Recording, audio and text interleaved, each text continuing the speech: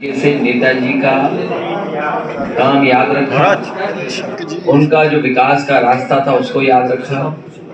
नेताजी ने लगातार इस क्षेत्र की जनता जो सेवा की है, उसी का परिणाम आपको दिखाई दे रहा है कि कोई विधानसभा नहीं बची जिसमें समाजवादी पार्टी न जीती हो। हालांकि टोटल परसेंटेज ऑफ वोट कम हुआ है, पीछे आ जाओ, टोटल वोट कम हुआ है, लेकिन उसके बावजूद भी अगर आप देखेंगे हर विधानसभा में पार्टी का वोट बढ़ा है। और भूगांव आलोक साकी के विधानसभा ने तो कमाल कर दिया कि जिस विधानसभा को हम और आप लोग ये मान के चल रहे थे कि हम लोग पीछे रह जाएंगे, लेकिन भूगांव की जनता ने का भी मैं आभार प्रकट करता हूं। अभी मैं बहुत सारे कार्यकर्ता नेताओं से मिलकर के आया हूं, एक बार फिर भूगांव के कार्यकर्ता जो जिम्मेदार लोगों ने बुला करके फिर मिलूंगा मैं, खासकर सेक्टर और बूथ के प्रभारियों से। ये नहीं उतारा था, उन्होंने सोचा था सीधा लाभ भाजपा को, वो भाजपा को ना मिलकर सीधे समाजवादी पार्टी को लाभ हुआ। ये क्या रणनीति रही समाजवादी की, जो इस तरह का पूरा दलित वोट है जो पूरी बढ़ चढ़ के समाजवादी को समर्थन दिया? ये विश्लेषण आप लोग करिए, ये पत्रकार हमारे साथी करें, लेकिन मैं ये कहना चाहता हूं कि मैनपुरी के हर एक मतदाता ने जाति धर्म से ऊपर उठ करके मतदान किया है।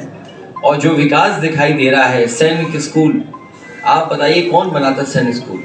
नेताजी न होते तो क्यों आता सैनिक स्कूल? इंजीनियरिंग कॉलेज, इस जिले को चारों तरफ से 4 लेन सड़कों से जोड़ना।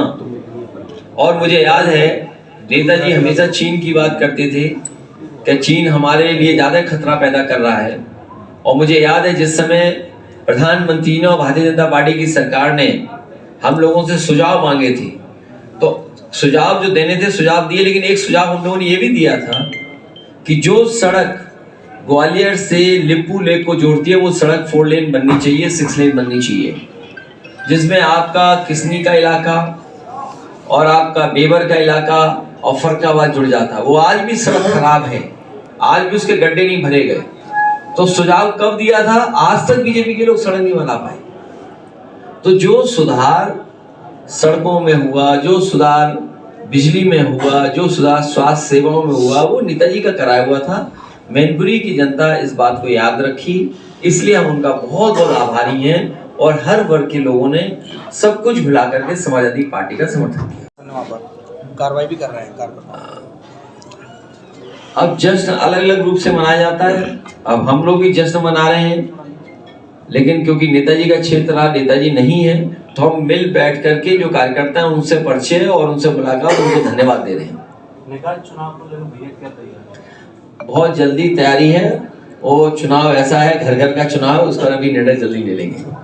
भैया भाजपा यूनिफॉर्म सिविल कोड को लेकर लगातार प्रयास कर रही है, इसको लेकर सपा का क्या स्टैंड रहेगा? भारतीय जनता पार्टी जानबूझ करके वो मसले उठाती है जिससे समाज में दूरियां पैदा हो, खाई पैदा हो। इसीलिए मैंने आपसे कहा कि समाजवादी पार्टी सौहार्द की राजनीति, मेल जोल की राजनीति जो नेताजी ने सिखाई, और जिस तरीके से भाईचारे की राजनीति नेताजी से, उसी रास्ते पे चलेंगे। इस तरह के बिलों का कभी भी समर्थन समाजवादी पार्टी नहीं कर सकती है। इस बिल का पूरा विरोध समाजवादी पार्टी करती है। और बाद में हम अपनी पार्टी के लोगों से और बैठ करके बातचीत करेंगे और क्या सुझाव पार्टी की तरफ से आएंगे उनको भी रखेंगे। जीएसटी के छापे लगातार पड़ रहे हैं। लगता बीजेपी का खजाना कम हो गया है, इनके नेता कार्यकर्ताओं का भी खजाने की कमी पड़ गई है। इसीलिए हमारे व्यापारी भाइयों को परेशान कर रहे हैं, सबके कागज बना लेंगे और वो अगर खिलाफ वोट डालने जाएंगे तो उन्हें कागज से दिखा के डरा दिया जाएगा। ये नगर निकाय की चुनाव है और मैंने इसलिए बोला आपको ये बात, ये आप ध्यान रखिएगा। पूरे प्रदेश में हर जगह छापा मार रही है बीजेपी, इसलिए मार रही है कि हमारे व्यापारी भाई भी वोट इनके खिलाफ देने जा रहे हैं। उनके कागज रख लेंगे, उनके सब बना के रख लेंगे और कहेंगे अगर चुनाव हराया तो तुम पे कार्रवाई हो जाएगी। तो ये इसलिए छापे पड़ रहे हैं।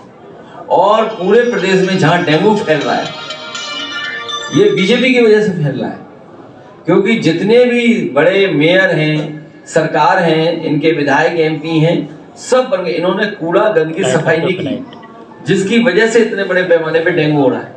आप बताइए मैनपुरी में कूड़े का डिस्पोजल क्या है, सॉलिड वेस्ट मैनेजमेंट क्या है, आपने खुले में डाल दिए, गांव वाले सब परेशान होंगे उधर। जी जी धुआं व्यवस्था को लेकर बोला है कि अगर कहीं लाल बत्ती पर कोई हादसा होगा, किसी चौराहे पे एक चौराहे पे शरारत की तो अगले चौराहे पर ढेर हो ढेर हो जाएगा। ढेर कर दिया। देखिए बातों से नहीं होगा, मुख्यमंत्री जी को खुद स्वीकार करना पड़ेगा कि लॉ एंड ऑर्डर खराब है। अगर लॉ एंड ऑर्डर वो स्वीकार कर लें, उस दिन से लॉ एंड ऑर्डर ठीक होगा। ये सरकार स्वीकार ही नहीं कर रही है और इसी वजह से इतने अपराध हो रहे हैं।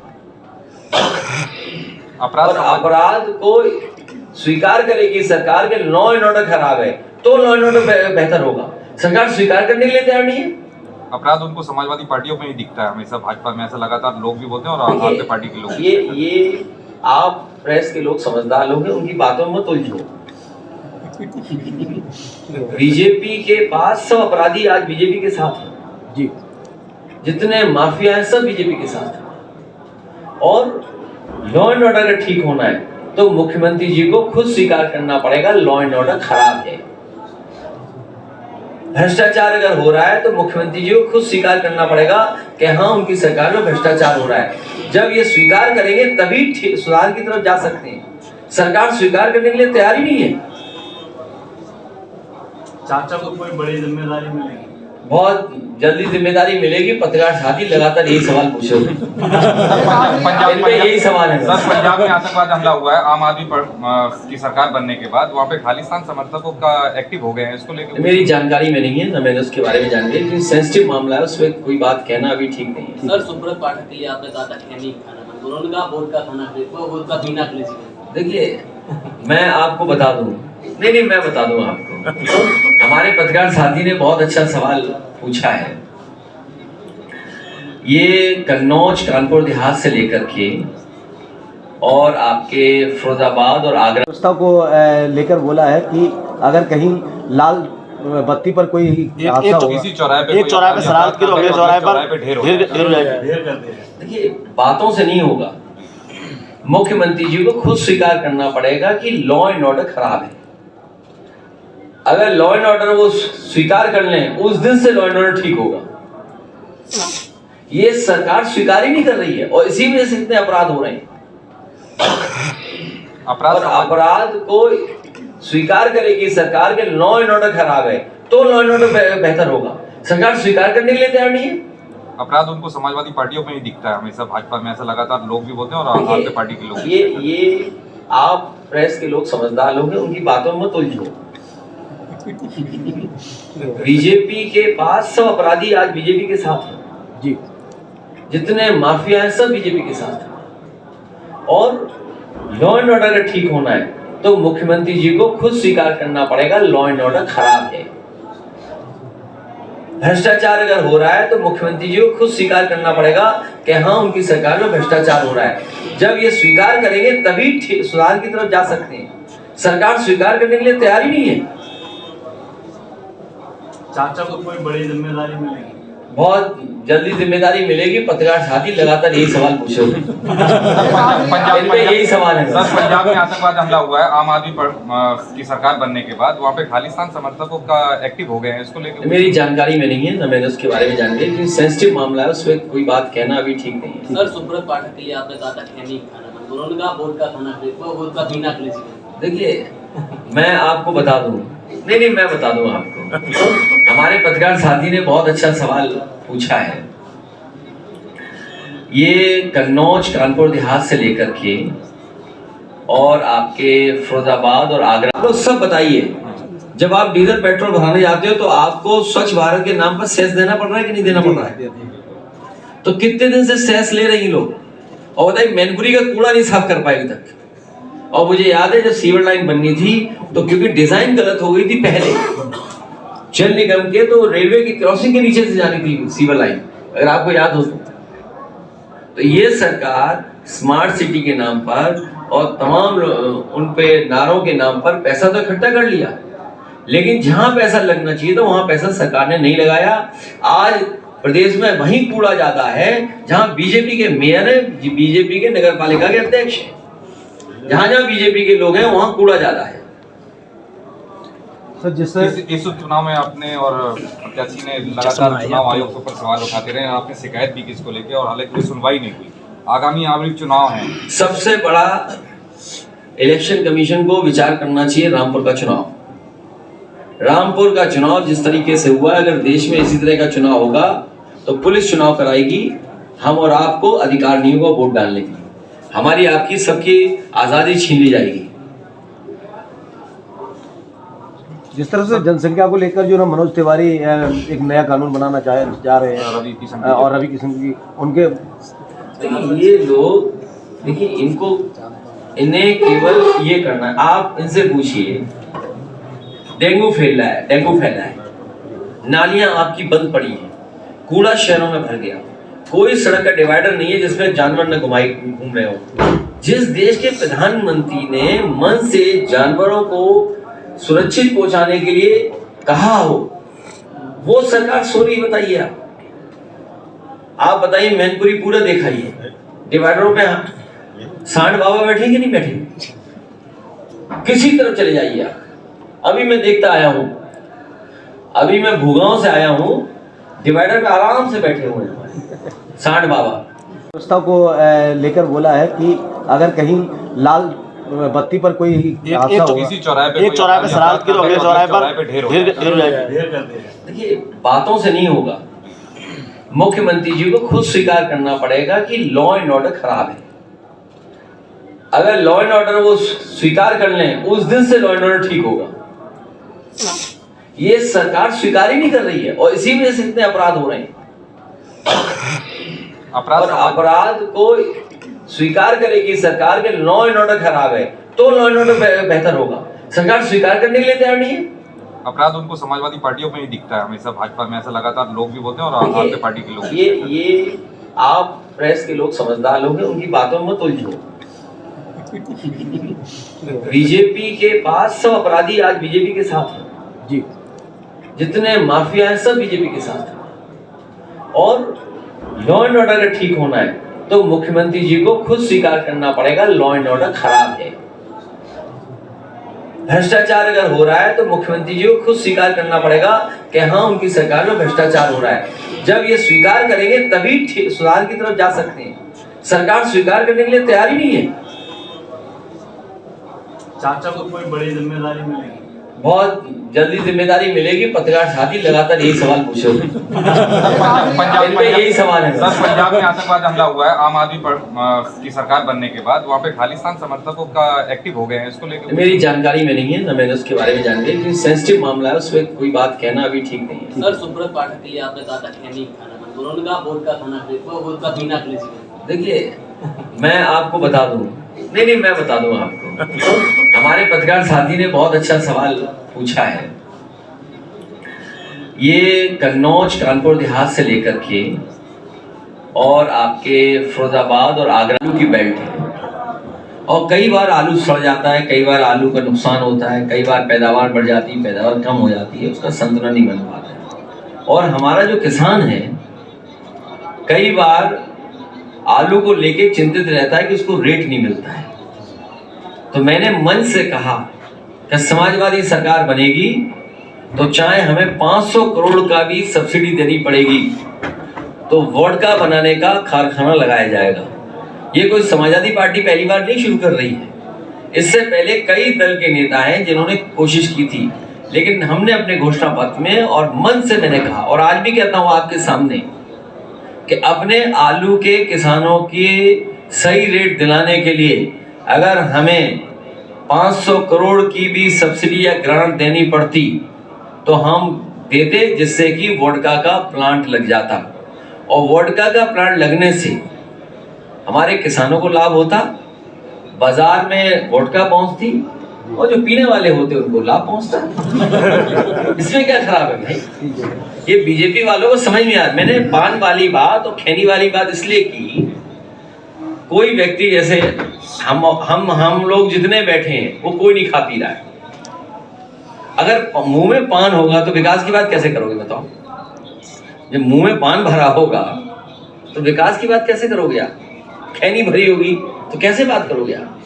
इसलिए मैंने कहा कि कन्नौज का कैंसर इंस्टीट्यूट बंद है, कार्डियोलॉजी का अस्पताल बंद है, स्टेडियम बंद है, फॉरेंसिक लैब बंद है, सड़कें नहीं बन रही जितनी बननी थी, अभी तक वो परफ्यूमरी पार्क नहीं बन पाया, मंडी अभी आपकी मैनपुरी वाली आधी अधूरी पड़ी है, बिजली खराब है, सब गड्ढे पड़े हुए हैं सड़कों में। तो ये काम कब होंगे? वहाँ पर अमूल के तरह मिल्क डेयरी का प्लांट लगाया था, मैं उस प्लांट को देखने गया, पराग का है वो प्लांट, मैंने देखा वो प्लांट लगा खड़ा है, वो वर्ल्ड क्लास प्लांट लगा है डेयरी प्रोडक्ट्स का। मैं परिणाम के बाद भी आप लोगों से मिला था और उस समय भी मैंने ये कहा था कि मैनपुरी के मतदाताओं ने जो मतदान किया है, ये जीत मैनपुरी के मतदाताओं की सच्ची श्रद्धांजलि नेताजी के लिए है। और जिस तरह का भारतीय जनता पार्टी का आचरण रहा चुनाव में, इस मैनपुरी के चुनाव ने नकारात्मक राजनीति को पराजित किया। और आज मैं कहता हूं कि मैनपुरी के परिणाम से एक नए आंदोलन की शुरुआत है, जो भारतीय जनता पार्टी लगातार अन्याय कर रही थी, शोषण कर रही थी और गरीब किसान की तकलीफ को नहीं समझ रही थी, उसके खिलाफ मैनपुरी की जनता ने मतदान कर करके एक संदेश देने का काम किया। ये जीत डॉक्टर लोहिया की विचारधारा, जिस पे नेताजी चले, डॉक्टर बाबा साहब भीमराव अम्बेडकर जी, उनके सिद्धांतों की, और आज परिणाम देखने के बाद मैं ये कह सकता हूं कि कोई वर्ग नहीं बचा होगा जिस वर्ग के लोगों ने समाजवादी पार्टी का समर्थन न किया। ये क्या है भाजपाइयों का? कौन टिकट लेगा उनसे? अब 3 लाख से हार गए, टिकट लेगा इतना बुरे जनता ने हराया आपको, टिकट कौन लेगा तुम्हारी? भाजपा के 100% एफर्ट के बाद सपा की ऐतिहासिक जीत, क्या लगता है कि एजेंसियों का दुरुपयोग अब देखने को मिल सकता है? ये एजेंसियां क्या है? एजेंसी है जैसे चुनाव में क्या किया है? पुलिस भेज दी, सेंट्रल फोर्स भेज दी। सेंट्रल फोर्स को तो पता नहीं था ना कि गांव किसके हैं, तो यहाँ का लोकल स्तर का अधिकारी उन्हें गाइड करता था कि यहाँ इस गांव में चलो। जैसे मैं एक कार्यक्रम में गया यहाँ मैनपुरी में, पूरी सेंट्रल फोर्स, उसे गली नहीं पता होगी, लेकिन मैंने देखा आगे आपके लोकल थाने का अधिकारी चल रहा था, तो वो गली गली घुमा रहा था। सेंट्रल फोर्स गली गली घूमी, जीता कौन? तो जो एजेंसियां लगाई जाएंगी, हमें अपने कागज वगैरह तैयार रखने पड़ेंगे। चुनाव के दरमियान ही कि भाई कोई पूछताछ होगी तो कागज दिखा दीजिए कि ये है। चुनाव के दरमियान ही गोमती रिवर फ्रंट वाला मामला भी आ गया था। देखिए ये कुछ नहीं है, आप ये केवल लोगों को बदनाम करने के लिए है। जैसे आपके यहाँ ना ब्रेकिंग न्यूज है, जो सूत्र है वो एजेंसी है, आप सूत्र बताते ही नहीं हो। जैसे हम आपसे पूछेंगे कौन सूत्र है, मतलब सूत्र है। इसी तरह एजेंसियां हैं, इनका कोई मतलब नहीं है। कागज अगर चेक करेंगे हम लोग दिखाएंगे, और फिर कोर्ट में मामला है, कैबिनेट के डिसीजन है, अगर आप कैबिनेट का भी नहीं मानेंगे आप, तो फिर हर एक की जांच होगी। कैबिनेट आखिरकार क्यों है, विधानसभा क्यों है? जो समाजवादी पार्टी का रिवर फ्रंट का प्रोजेक्ट है वो कैबिनेट से पास है। और मैं आपसे कह रहा हूं, आज यहाँ बैठ करके सभी हमारे विधायक सांसद बैठे हुए हैं और आप पत्रकार साथी मैनपुरी के हो। वैसे मैनपुरी में लखनऊ के बराबर इस ईसन नदी पे हम लोग रिवर फ्रंट बनाएंगे जब हम लोगों को मौका मिलेगा, लखनऊ के बराबर, जिससे कि लगे कुछ मैनपुरी में घूमने की जगह है। बीजेपी को हर अच्छी चीज बुरी लगती है, वहाँ घूमते हैं लोग, नए उम्र के लोग बैठते हैं, चाट खाते हैं, केक बच्चे आके काटते हैं। परिवार के लिए गेट टुगेदर क्या है? आप घर पे जाएं परिवार से। बीजेपी वालों को इससे कोई मतलब ही नहीं है कि परिवार के लोग कहीं घूमने जाएं। 2024 आपने अपने कार्यकाल में योगी जी की बताई थी फाइल आपने वापस कर दी थी, बस करो, उस समय क्या समय हमारे पास थोड़ी है। क्या लगता है क्या उसका मतलब वो नहीं करना था आपका? देखिए राजनीति में परंपरा ये कि किसी पॉलिटिकल लीडर को झूठा नहीं फंसाना चाहिए। जो अलवी आजम साहब के साथ किया है, पूरे देश की राजनीति में इस तरह का किसी के साथ नहीं हुआ। आपके सब है, लेखपाल, तहसीलदार, एसडीएम। आप बताइए एसडीएम है, लेखपाल है, एसओ है, हमारा क्या नाम है, सरकार क्या नाम है, किसको भी अपराधी बना देंगे। आपके पत्रकार साथी आप लोग जानते होंगे, एक ने दाल में पानी दिखा दिया, वो जेल चला गया, नमक से रोटी गई, वो जेल चला गया। सच्ची खबरों पे लोग जेल गए।